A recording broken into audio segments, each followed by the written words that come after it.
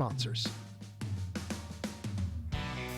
Welcome to the Mick Bazzuly Show, brought to you by RP Summit, putting money in businesses' pockets for 20 years. Visit rpsummit.com. Now, here's Mick.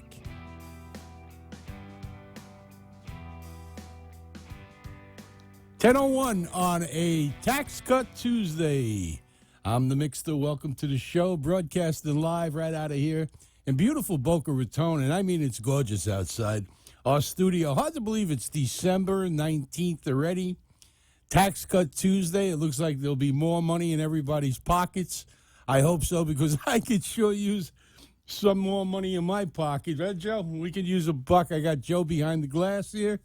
And Freddie Santori, of course, streaming us live on amp2.tv, 95.3 FM and 1470 AM here in South Florida. A lot going on around in the country today, especially with these tax cuts. You know, if you listen to one side of the aisle, they tell you it's Armageddon. I mean, Nancy Pelosi, she looked like Chuck Wepner the other day when she was up there talking about how the country is going to bleed to death with this new tax cut. And I find that hard to believe for a simple reason that when is it a bad thing to put more money in people's pocket? When is it a bad thing to give a family of four with two small children a tax credit of $24,000 and a write-off with the child tax that they now doubled from $12,000? When is it a bad thing to allow people to have more take-home pay? I just don't get it.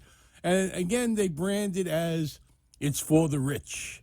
It's always for the rich, the top 1% of the country that pays 97.3% of all the taxes in the United States. So I find that just difficult to swallow from the Democratic standpoint. I mean, if he did away with taxes, there would be an uproar on it. No matter what it seems this president does, and he's done an enormous job in less than 11 months in office. When you look at it, you know, from not only bringing on Judge Gorsuch, which was huge in itself, appointing 147 federal judges nationwide. He sparked the coal industry. They're hiring at a rapid rate. Steel is back in the steel city of Pittsburgh. Okay, the pipeline is doing well. You know, you look at it right across the board. Okay, the tax cuts, rebuilding the military. ISIS is on the run. They're almost completely out of Syria. They're out of Iraq. We've taken back about 95.5%, 95, 96% of all the property which they held just 3 years ago. And you look across the board and you have to say to yourself, it's only been 11 months. I mean, the guy has been there and he's been in office and he's done a miraculous job. If you look at the military, if you look at the police force, he's brought back so many things. He's cut over 123 regulations, which was strangling our country. And the growth, the 280,000 in jobs, the GDP at 3.4%, where it wasn't at 3.4% in the last 3 years of the Obama administration. They're hoping to see 4 and 5%. And I remember during the campaign how they laughed at him when he said we'll get to 3-4%. And now he's already done it in just less than 11 months. He just came close to 3 in 2 quarters ago. He broke 3, went to 3.3%. I mean, it's just amazing what's happened over there and what they're doing in Washington. Despite all the interference, despite everybody turning around and putting the thumb on him and holding him down, no help from the other side of the aisle. The Democrats have just about conceded the next 4 years. They're not even pitching in on anything. It'll be interesting what they do this coming week as the government looms. There may be a shutdown. Again, I think we had it twice under the Obama administration. They're going to play hardball with that. So it's going to be interesting to see just how far they want to take this. And the ball is in their court. I mean, they're going to have to come to some sort of, they want to put the DACA kids in. They want to include that in the budget. It's not going to happen. It's just not going to happen. I don't think Trump will budge. Naturally, something has to be done about the 800,000 children that came here by no fault of their own. I'll agree with that. But either that, it's going to cost about $3,400, $3,500 to go ahead and carry them for the next 10 years. Where's that money coming from? It's the U.S. taxpayer is going to have to pick up the bill of $26 trillion spread out among the next, 10 years? Don't we have enough bills to pay right now? So if we can find the money, I have no problem with that, providing they keep their nose clean, that they contribute to our society in some way, shape, or fashion. Let them stay. I'm all for it. And I'm sure that the Republican Party is all for that too, but they got to bring something to the table. You just can't have people come over here and go on welfare. We have our own veterans to take care of. We have our elderly to take care of. Let's face it, this country is getting older. You can see it right here. I'm aging too. We're all aging. But the point is the baby boomers are now starting to push 60 years old, 70 years old. They're going to need some sort of care. People are living longer, or at least they say they were. They were as of 2-3 years ago. So a lot has to be done as far as what do we do with the DACA children? What do we do? Well, a lot of them aren't children. A lot of them in their 20s and 30s now. I mean, they've been here forever. Should we force them to go ahead and pledge allegiance and get citizenship? I mean, there's just so much to do, and there's going to be adverse opinions on both sides, and it's going to go on and on as it has for the last 25 years.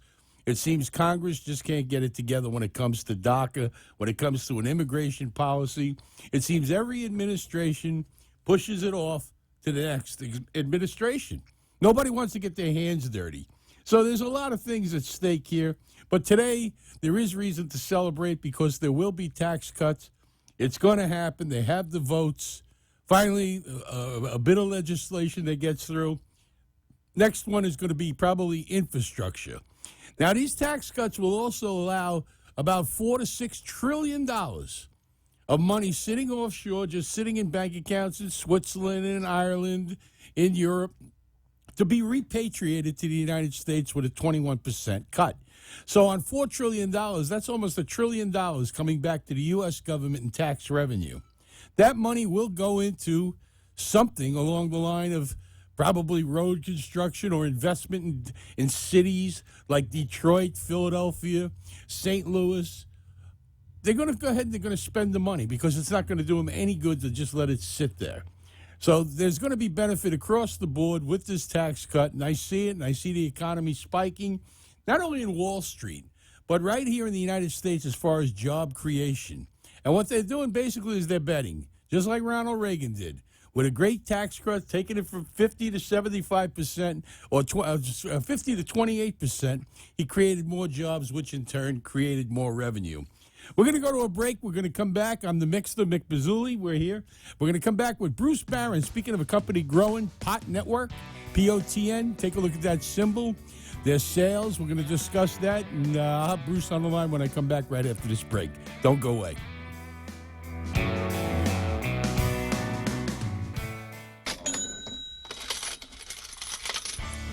Attention, doctors, car lots.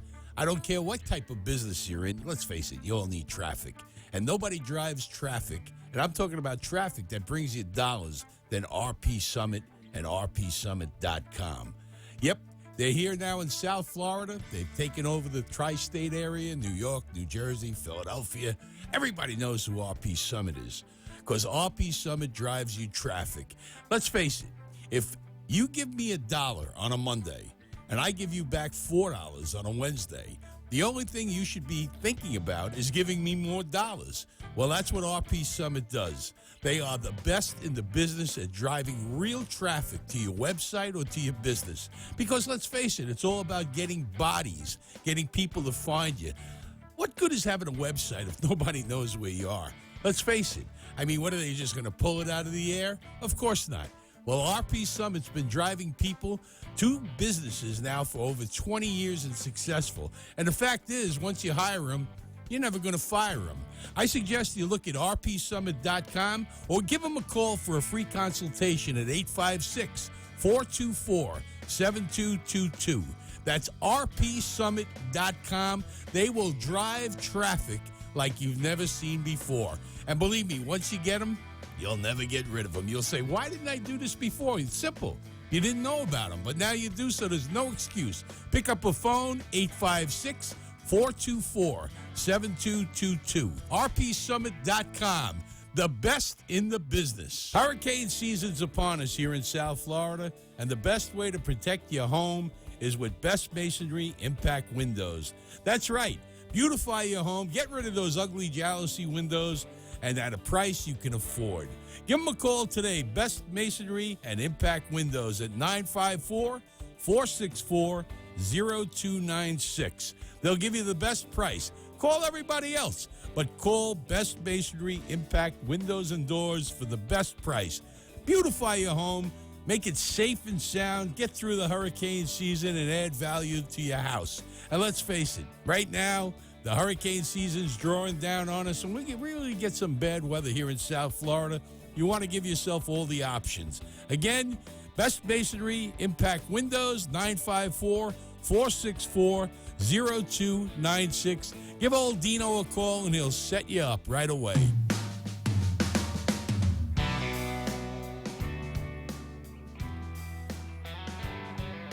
Christmas time. Can you believe it? Listen, you know, when you look around, you try and get a gift for somebody. You try and look for something to enlighten it. And this company that we're going to have in about a second here right on the show, they have rocked as far as sales goes, and that is because of their stocking stuffers. Pot Network, CDB candies and confectionaries, sales are going off. And with that, we're going to go. Look at this symbol, POTN. Let's go over to Bruce. How are you, Bruce Barron? Good. How are you this morning? Good. Happy holidays to you and happy tax cut day. Well, we hope so. Yeah. Let's put it this way. I've got my fingers crossed. Ain't over until it's over, right? That's it. It's not until the last second and they say yes, yes, and yes. I hear you. You know, congratulations. You know, you've been on the show back in April. First broke $1 million in sales for the month, and we talked about it. You know, they're archived over on YouTube under the Mick Bazsuly show. And I was looking back at some of the things that you said back in April and how you followed up and you knew exactly how to manage this growth, because now you're well over $2 million a month now. You doubled it since April, or more than doubled it. And things are really blowing up over there. What's going on? Well, it's not $2 million a month. We're running right around 1.5, 1.6 in the last couple of months, but we're doing well. For the 11 months, we're at 12.7. We should be in the $14 million range by the end of the year, which means we'll be up considerably over last year, which we only did $1 million. And our original forecast was $8.3 million. So you shattered that, and that's where the shareholders want us to be. Yeah, you shattered the 8 point. I remember when you said you'd be doing about $8 million, and now here you are. You're forecasting around $14 million in gross sales. And you've come up with an extensive product line, which adds to it, and a lot of repeat business. It seems that you're also expanding as far as your distribution to dealers throughout the country. Well, that's the key issue, is that in the retail-related businesses, you've got to be able to expand your retail outlets and at the same time accelerate your shelf movement. So the company's doing both, and that's why sales are expanding. What's your plans for the new year as far as expansion goes? Where do you think you'll be in the first and second quarters as we come into 2018? Well, we're going to be the number one stock in CBD. How's that for an answer? Well, that's pretty potent. As they think they're projecting CBD to be a $25 to $50 billion industry by 2030. Well, if we keep going at $1.5 million, $1.6 million clip, we'll be in the $15 to $20 million range. And if we are, we'll be nicely at another 25% growth pattern here, which is good because then we'll see the effect on the bottom line. And at the same time, the shareholders will get the appreciated value. Yeah, well, we see the stock trades very healthy. It's under the symbol POTN. It's on the pink sheets right now. Any progress as far as going to a larger exchange, a more reputable exchange like the Bulletin Board or the QX or anything like that? Do we forecast that for this coming year? Absolutely. We're in the process of finishing off our certified statements, which, as you know, you need in order to qualify for the next upgrade of your security. So that's also right on target, and management's doing what it's supposed to be doing, which is driving value. You know, they're performing. The Huffington Post wrote a nice article about the top 5 companies in the industry and put us at number 2. So that's fantastic. I read that. That was unbelievable. It was quite a shot in the arm, because some of these companies out there, when you look at the pink sheets, it's difficult to find any company with earnings, and yet this company seems to have a steady growth in earnings. And we had spoken also about the more you do in volume, the more profit it is, because your overhead is packed into the first 5 or 600,000 in gross. And then after that, as you do more gross, you achieve a better bottom line. Well, that's what it's supposed to be. Incremental profit to incremental sales is the key. But the most important thing is management here is extremely focused. They're doing what they're supposed to be doing, which is driving value, driving performance, and driving value. And that's the important thing. We have a new CEO that came on board who is also a director, and he's doing a good job at the helm. What can I tell you? Yeah, well, captain. When you look around, your employee base, how many employees do you have at the plant right now? Well, we keep it under control. We're in the give or take 50 employees. So that we watch and monitor very closely. And the reason for that is that's a cost that can easily get out of control. Yeah, well, we've seen that happen too often. And as far as supply and demand, I know I've received a few emails that sometimes the stuff flies off the shelf so fast it's hard to replace it. Have you worked on that as far as the listeners go who come in and want to buy it online at potnetwork.com? Have you figured out your supply? Yeah, that's another key problem when you're rapidly growing a company like this. Sometimes your demand gets ahead of supply, but they've got that under control, and that's the important thing. But again, disciplines here in the executive suite are strong, they're positive, they're focused, and the most important thing, they are performing, which is very unusual. In this industry, nobody's making money except us in the CBD area. So that's one hell of an acolyte to the management team. CBD, for our listeners, just so you know, okay, we're on with Bruce Barron, the spokesman for Pot Network. CBD is legal in all states and Canada and really Mexico, too, and it does have quite a bit of benefits as far as the health end. You not only have a tasty product and a product that no other way you can actually say it's pretty good for you. Well, it's not addictive, and that's critical. So you can sell it anywhere. You can even sell it in China, which is a horizon that hopefully we'll be moving into sometime next year, so that as a means of expanding not only our domestic but our international business. You know, it's funny. I had another company, Rocky Mountain High Beverage. I had them on when they first began about two and a half years ago. And again, they had the hemp drink called Rocky Mountain High, which they had distribution. They were working on it. Now they're in, I guess, 12, 14 states.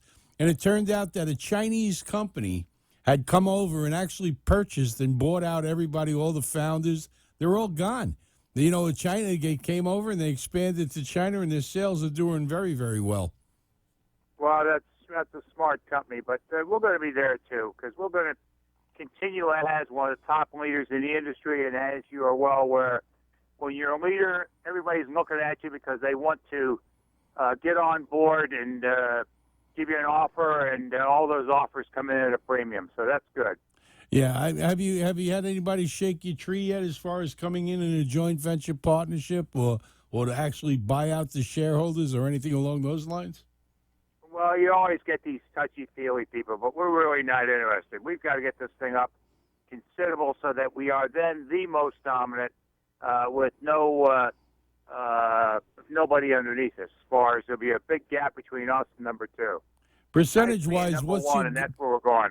Percentage-wise, as far as distribution goes in sticks and bricks outlets throughout the nation, what do you think you're going this year coming as far as expansion goes in percentage?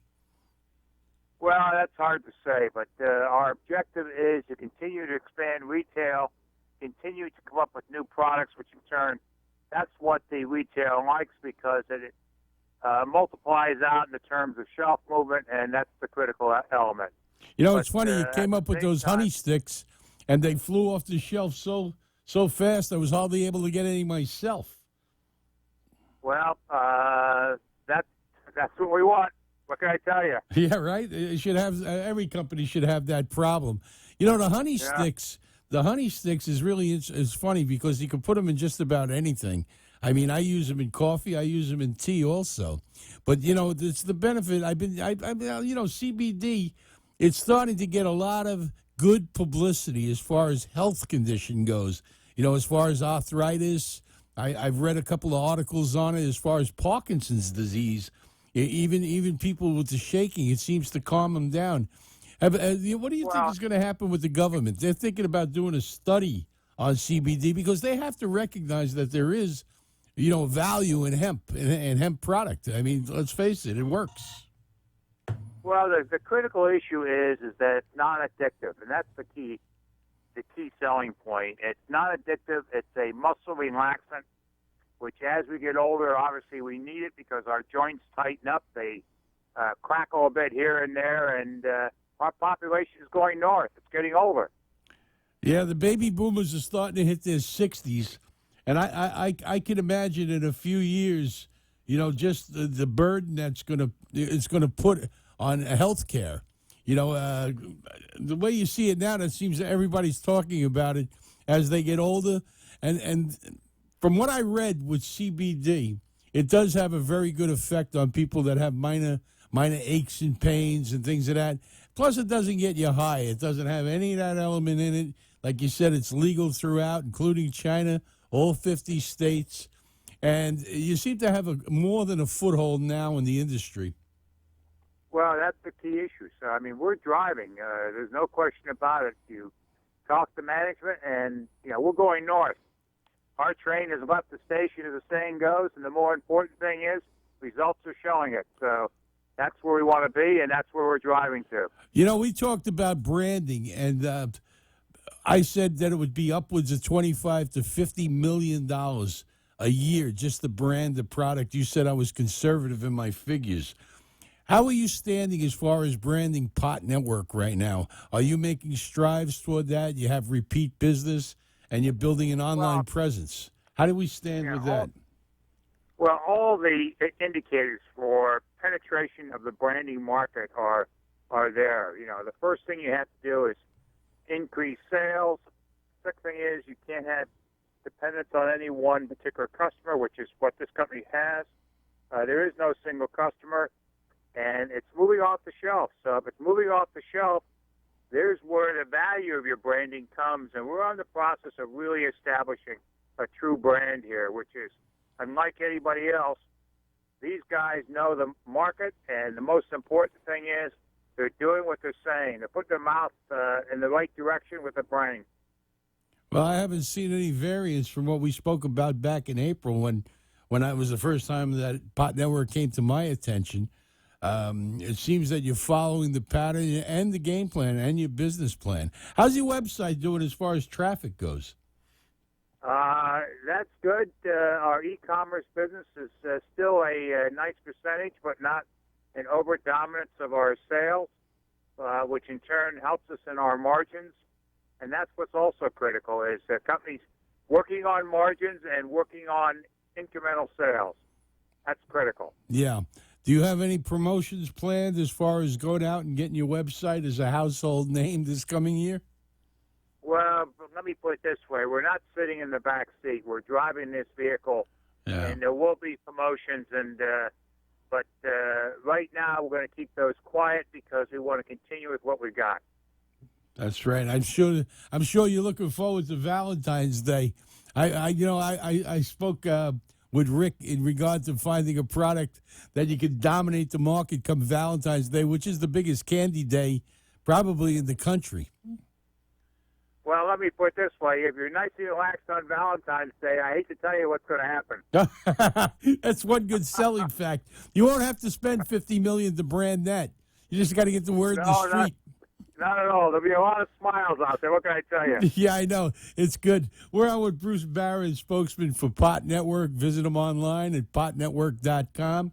I don't know if you ordered right now, if you could get it for a stuffing stocking for Christmas. I mean, we're winding it down here. We only have 4 days. I don't think so. I think you'd miss it. But then again, nothing better than getting a parcel full of confectionaries and candy delivered to your house or your apartment or even your office for that matter, especially something with CBD oil. There's a lot of advantages there. What do you got planned for the first of the year as far as Pot Network goes? Any major announcements or something that you can say on air? Oh, no, there'll be major announcements. The first of which will be our results for the current year, which is 2017.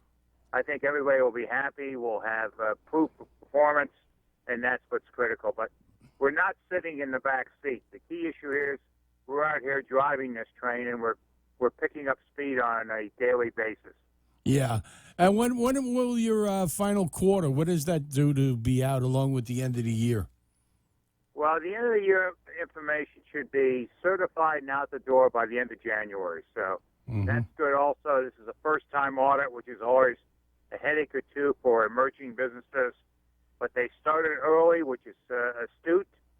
And come mid to late January, you'll see the actual numbers certified and proof of the pudding, as we call it. Yeah, and that would also put you just about eligible for the bullet board or the QX. Am I correct in that assumption?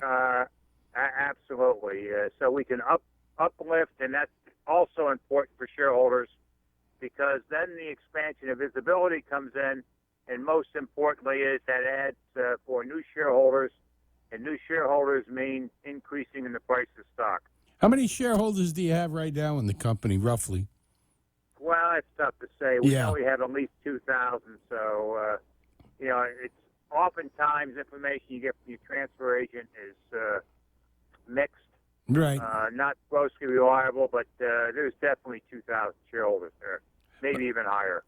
I find that when a company leaves the pink sheets and they go on to the bulletin board, they kind of lose the shorting, too, or a portion of it. Until you get to really the NASDAQ or the NYSE, the shorts are still out there. And a lot of times they hold young companies' pricing down. Do you find that to be true in Pot Network?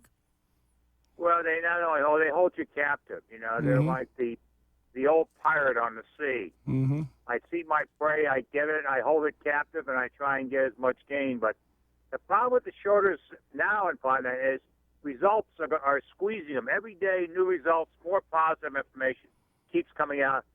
And shorters don't like that because that's driving the price up or holding the base of the stock, and that's what's important here. Yeah. When it's the naked short is supposedly illegal. There were laws and legislations passed years back, but it's still prevalent today in the industry. You see it all over. And for our listening audience, what shorting is, it's basically a company or an individual selling stock that they don't own. And then what happens when they force the price down, they go in, buy the stock at a less price to cover their short position. Or they borrow it from other brokerage houses and rent it basically to cover their short when the end of the year audit or monthly auditors come in from FINRA. And when they get caught short, they end up in body bags, as we say in the industry, right, Bruce? Well, in our particular case, that's exactly what we're doing. We're squeezing them, and we're squeezing them based on performance. Mm-hmm. So they're going to be finding the exit door fairly quickly because it's very tough to drop the price of stock when you're performing, as you say, and beating expectations. And that's where management is. There's so many companies out there, and I notice once a company starts to do well, the shorts tend to disappear because it's really a killing field. They'll go after somebody that's basically a new bloody grouper. They don't have to sit around and take a chance with Pot Network or a company prevalent like Pot Network. They'll just go on to another company and they'll say, okay, we made our money on this one, let's move on. They're not going to take a chance. Well, the critical issue is performance closes the gap on the potential for shorting, and that's the critical issue here is that, management's well-focused. We know what to do, we know how to do it, and we know how to get the results. That's the critical issue. You've built yourself a very formidable team, okay?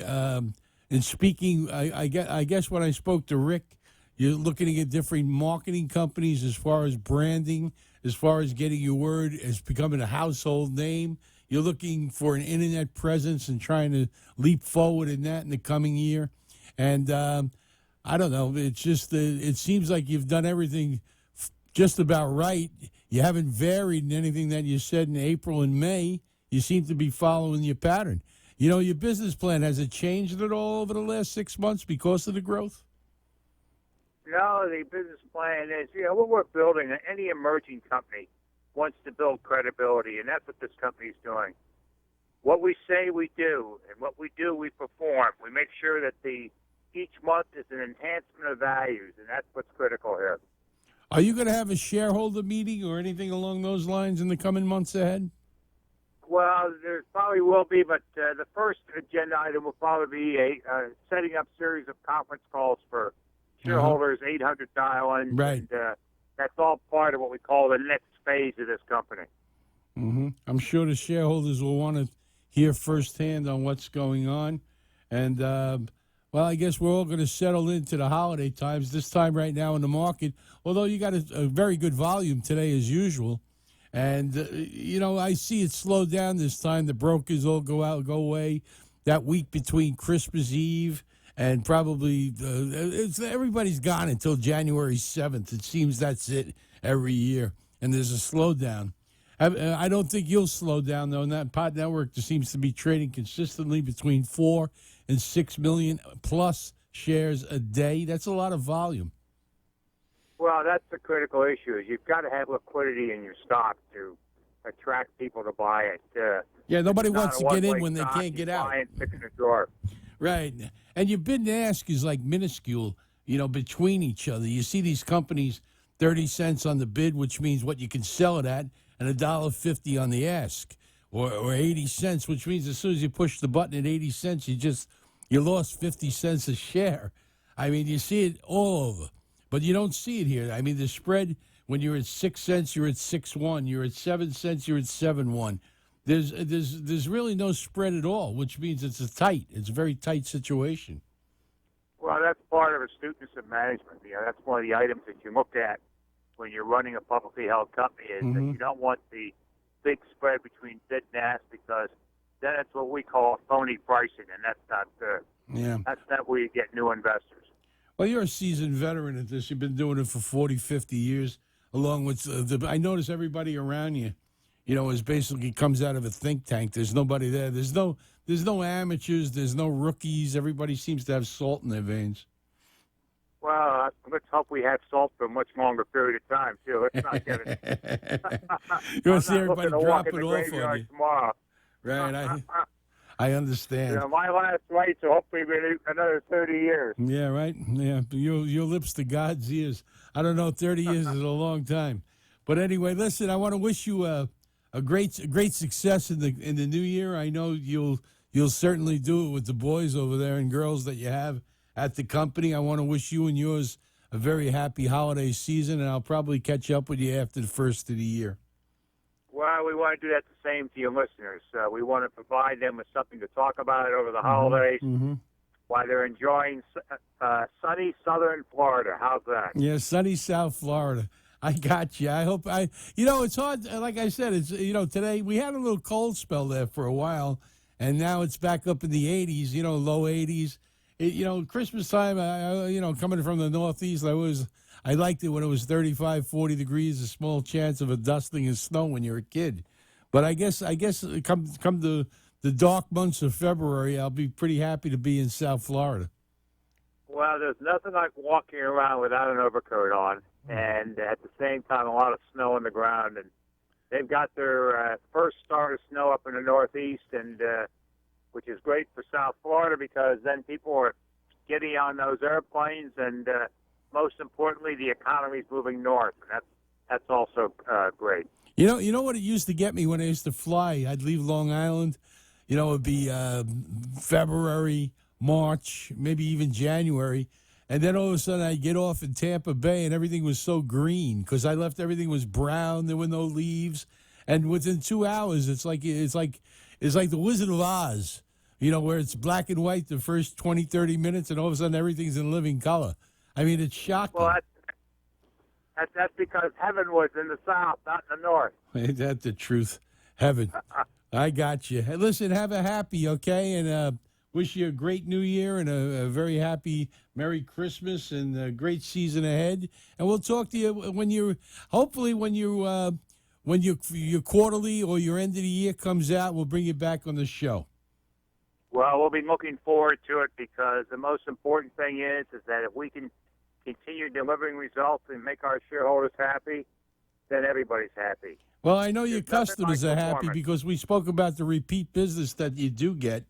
And, again, when you got a good product and you get it out there and it's unique, it has all the advantages going for it, you're going to do business, and it's reasonably priced too, and which is always a good thing. Well, but you got to be, quote, market and customer focused, and that's where Pot Network is. They very attuned to what's going on in the marketplace. They've done a great job positioning the product, and more importantly, they're constantly checking the temperature as to how they're performing. Mm-hmm. And that's what it takes for a winner, and I'm sure you got a winner right here. Bruce, thanks a lot. Have a Merry Christmas, and we'll catch up with you after the first of the year. Same to you and same to all your listeners. Thank you very much. Bruce Barron, Pot Network, POTN. Visit them. Take a look at their website, potnetwork.com. And I'll tell you, I've had, I got a lot of free samples, but I've also sent some out as gifts, and they make great gift ideas. I've got a lot of people that call me and say, thank you for those honey sticks or those gummy bears, because it's an excellent product. We're going to come back after this. We're going to go to a break. Okay, I'm the Mixter, Mick Bazzuly, here on 1470 AM, 95.3 FM throughout South Florida, and this Christmas 2017. Be right back at you.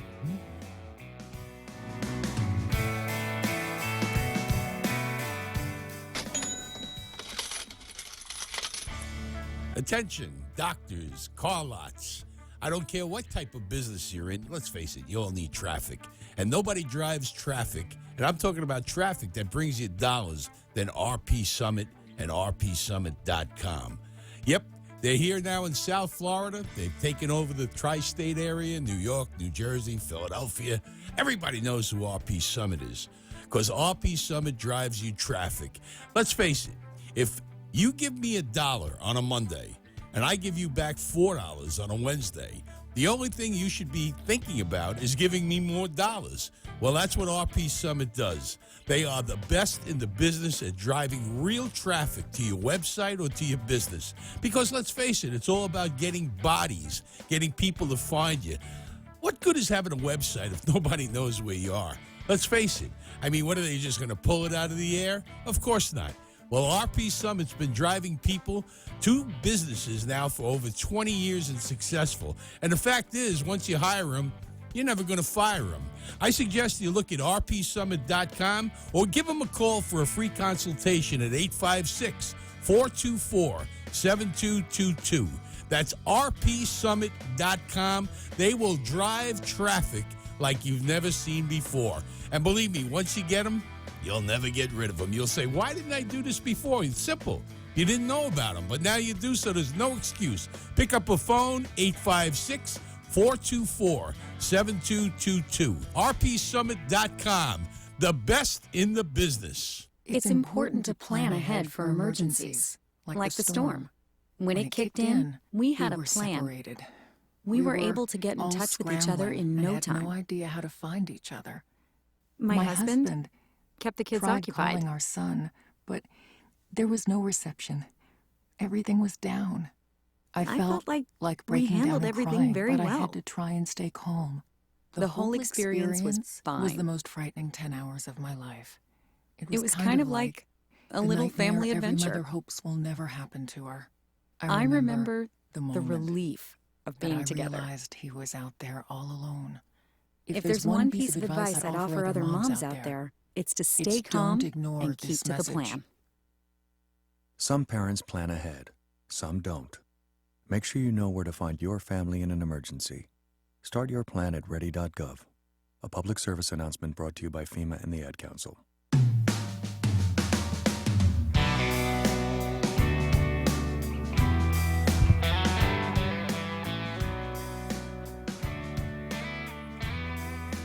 $10:41 back on the show on here, December 19th.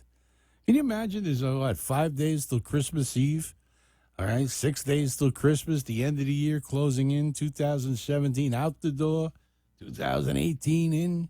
I mean, it's hard to believe time flies. It's just flying by. I mean, before you know it, enjoy life because it's later than you think. We're going to be dead a long time. You know, you go fishing around, you look at TV, and you say to yourself, what am I going to send somebody? You know, I was thinking about sending some people My Pillow. I mean, I've just about had enough. You know, the first time I saw that commercial, he reminded me of Rupert Pupkin.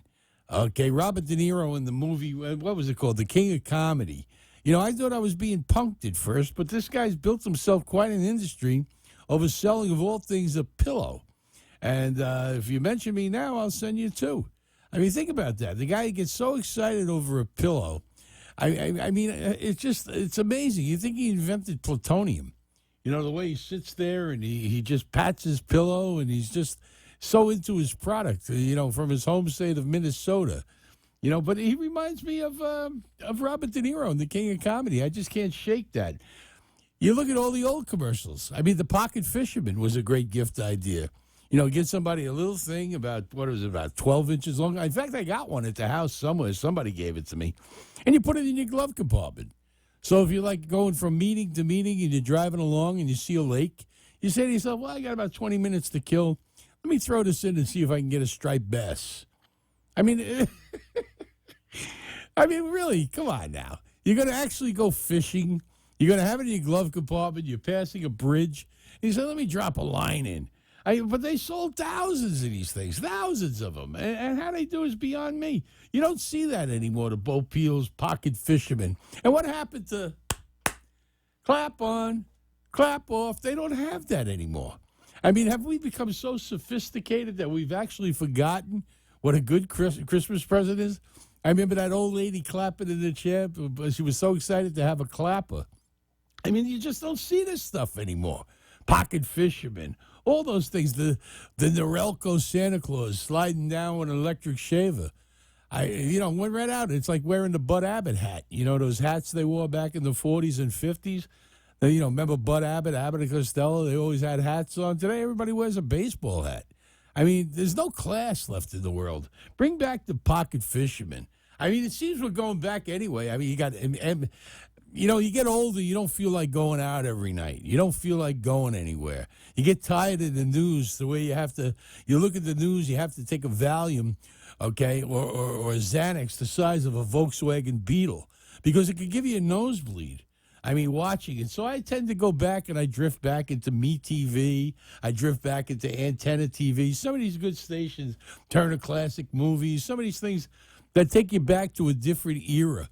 And last week, I went through like a Superman marathon, just looking at the old Supermans, Perry White and Jimmy Olsen. And Jimmy Olsen's a Cub reporter for like 30 years. You think he would have got a promotion? I mean, he was dumb enough to stay at a great metropolitan newspaper as a Cub reporter for 10 years. I mean, he dressing around with a golf sweater on and the bow tie, and he's 50 years old. And he's a Cub reporter. And the whole paper was run by 4 people, Perry White, Lois Lane, Clark Kent, and Jimmy Olsen. I mean, what kind of great metropolitan newspaper? Where were the Italian guys? Where were the Jews? Where were the African Americans? What kind of city was that? I mean, and of all Superman's things, he didn't even wear a costume, Clark Kent. He put on a pair of glasses. And his best friend, the Inspector Henderson, never once did he look at him and say, hey, you know what? You know who you look like? Not once did he say that. And this guy's the chief of police riding around in a Rambler Nash that had a top-end speed of about 60 miles an hour. I mean, just unbelievable. And the episodes they had the one where Phyllis Coates played Lois Lane. It was the first year where you had those little midgets that came out of the oil wells carrying like Kirby vacuums, and they were supposed to be like laser guns. They had these real huge heads on these little bodies. I mean, it was just terrible. And you wonder yourself, who wrote these things? I mean, who wrote them? Who was the scriptwriter for shows like this? Did they have any minds back then? Didn't they have anything going on for them? This show was worse than Gilligan's Island. Gilligan's Island for years. You watched Gilligan's Island. I mean, he was supposed to be such a big millionaire. He was riding around in like a scow. I mean, take a look at that boat. I mean, does it look like anything you'd see here in the inland waterways of Fort Lauderdale? You know, it's amazing and how they built everything there. Nobody was really good at it except for the professor who lived alone. I mean, you know, it's funny because they're all gone now. The skipper, he died. Gilligan's dead. Mr. Howe passed away. His wife passed away. The only ones alive are really Ginger and Marianne. And Tina Louise, who played Ginger, if you look at her, she's beautiful there. But if you see her today, she looks a lot like the Crypt Keeper. I mean, Mother Time has not been good to this woman. She must be about 90 years old. But she was a real veal cutler when she was young. And I look at it and I say to myself, Gilligan messes up. It's the same plot every week. Gilligan messes it up. Why didn't they just kill Gilligan? If they would have killed Gilligan, they would have got off the damn island. And then they kept bringing it back. There was like 5 movies made. Until they started dying, they just kept making movies. If they were still alive today, they would probably still make another movie that nobody wanted to see. Okay? And it's true. You see it over and over on these old TV shows. The writing, Gunsmoke. I mean, what medical school did Doc go to? And as soon as somebody gets shot, whiskey. You can eat a tooth pull, whiskey. I mean, that was it. That was it. And I got to tell you, it's just there was a different time back then. And you wrap yourself up into these different times because what's happening today in the world, you just get tired of looking at it. It can make your blood pressure go up. It can get you depressed. It's hard enough around the holiday season with all the stress going on. You want to lose yourself into something, but it seems that television today and the news keeps bringing you back to a reality that you really don't want to be a part of. At least I don't. You know, you like to get away. You can't even go to a football game today without it being, just hammered with people kneeling, people who they talk about more about the players, the handful of players that kneel before a game, than they talk about the actual game. And last week we saw just how bad the game has gotten when you looked at the Pittsburgh New England game. I mean, that was a touchdown. When the ball breaks the plane, it's a touchdown. End of story. The play's over. I mean, he made a football move. He took 2 steps. He caught the ball on the 2-yard line. The ball was in midair. He broke the plane, and then they said he wobbled it around once he hit the ground. Doesn't matter. He had control of the ball. He had it in his 2 hands. He crossed the line. Once he crossed the goal line, the play is over. And you see it over and over again with guys hitting the pylons when they're on a running play. He was no longer a receiver when he caught that ball. He now became a runner. And just like a runner, when they hit the end zone, the play is over. You don't have to cross the goal line. You just have to hit the goal line. The goal line itself is a touchdown. You don't have to cross the plane. You just have to hit the plane. And he hit the plane by far while he was still in the air, stretched out. I don't know how they could reverse something like that. I mean, especially now, right, Joe? Am I right on that? That was a touchdown. They got robbed. Plain and simple, and you see it all the time because the officiating in the NFL is terrible. It always has been terrible because they're not full-time officials. You have a lot of guys that are teachers, professors, they're legal counselors, they're attorneys, they're judges. And they come together on a Sunday, they get together on a Saturday night, talk about the game, and then Sunday they're out there. But none of them are professional. It's not like Major League umpires that travel. They travel together. They do 5, 6 games, in some cases 7 games in a week. They go from stadium to stadium. These guys basically a team. These guys come in together. You might have 3 or 4 regulars, and the other guys are infiltrated in, and that's exactly what NFL officiating is about. A $35 to $50 billion a year industry run by a bunch of hacks. No matter how you look at it, you see bad calls constantly coming out, and really the outcome of the game is jeopardized by a bad call here and there. And I think that game was exactly what the whole year has been about. And this football season has got to be the worst football season that I've gone through. And I've seen so many. I played the game, but I've seen so many, just bad calls. And it's been a bad year. And quite frankly, I believe the NFL itself can't wait for this year to be over. I know if I was a team owner right now, I'd be livid. I would be livid because they've seen their stadiums They've seen attendance go down. More importantly, renewals of tickets, season ticket holders who have backed out, who don't want to be a part of it next year. You see it over and over again. Sales are down, jersey sales, all the stuff that goes along with it, with the NFL. It all is the bottom line. Let's face it, it's a business. These ball clubs are worth billions of dollars today. And when they start losing revenue, then the owners have to get together and say, listen, we're going to have to draw the line. The NBA was smart enough to see this in advance and say, nobody's going to take a knee. You take a knee, you're going to stay on the bench, or you're going to be kicked off the team. Because they nipped it in the bud where the NFL and the poor leadership at the top, including Roger Goodell, have let this go on to where it became bigger than the game. And you can't have a league where something happening off the field is bigger than the game. Baseball didn't allow it, even back in the days of Babe Ruth. They didn't allow it to happen. That's why people like Pete Rose, people like Joe Jackson from the Black Sox scandal in 1919, they're not going to be allowed in. They're not going to let these guys in the Major League Hall of Fame because it has to do with gambling. And gambling turns professional baseball into professional wrestling. And that's exactly what it comes down to. I mean, they're not going to allow that to happen. And I can't blame them because there's too much online. You're talking about $50 billion industry. And they're going to protect that industry. Over and over again, they're going to protect it. They're going to go ahead and they're going to hold on to it the best they can.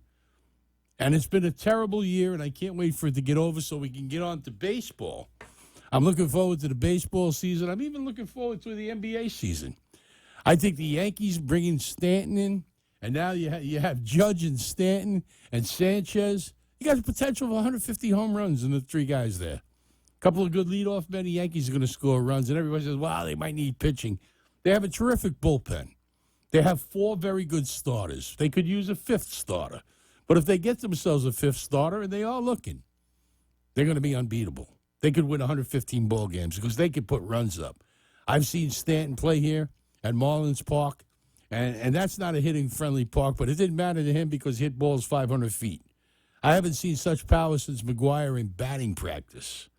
I mean, and yet now the Marlins over here in South Florida, anyway, have dismantled the team.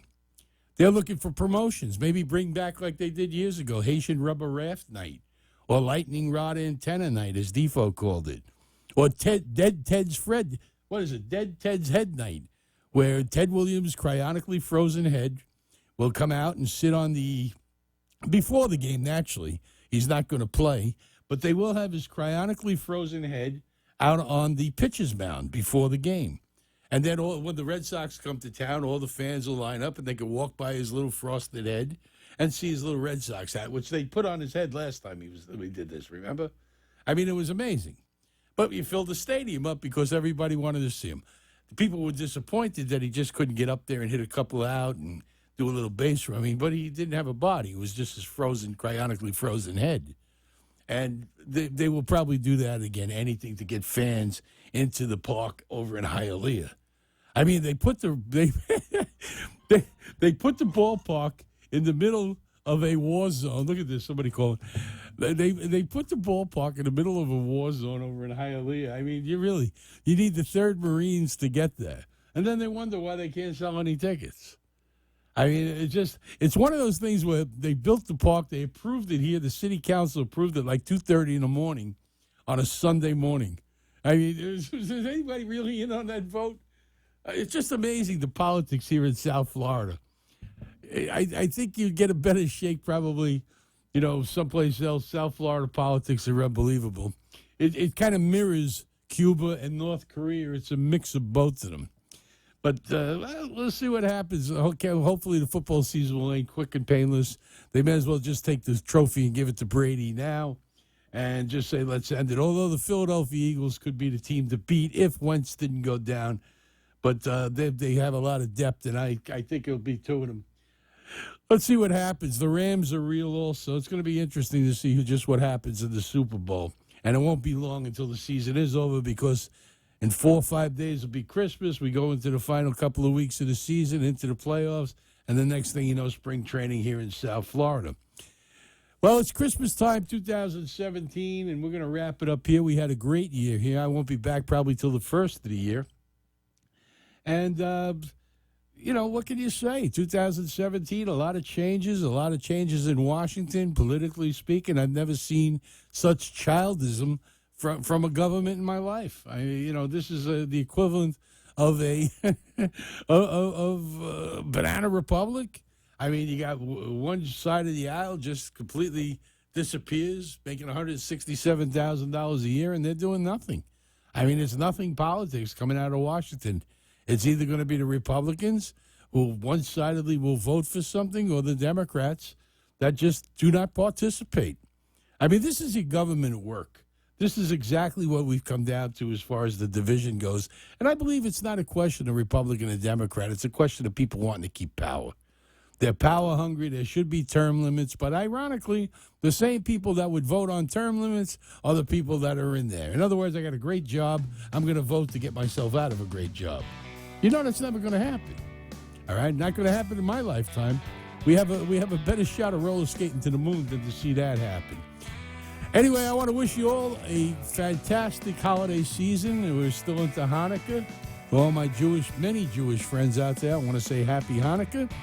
Merry Christmas to all my listeners and my friends out there. Hopefully we'll hook up around the holidays, maybe at Nick Mariani's at the Cigar Republic USA is going to have their Christmas party, I believe, on the 21st. Always a great time. He'll make those great meatballs he always does. And the great people here at Bazsuly, okay? Jody Mybaum, Bob Moranci, the best stuff, Lindsay, Joe behind the glass here, Freddie Santori, and the lovely Linda over at AMP2 Productions, Karen and everybody else. I want to wish you all a great and happy, prosperous New Year. We'll catch up with you 2/18. God bless you all, and good afternoon. Thanks for listening to the Mick Bazzuly Show, brought to you by RP Summit, putting money in businesses' pockets for 20 years. Visit rpsummit.com and tune in again next time for the Mick Bazzuly Show.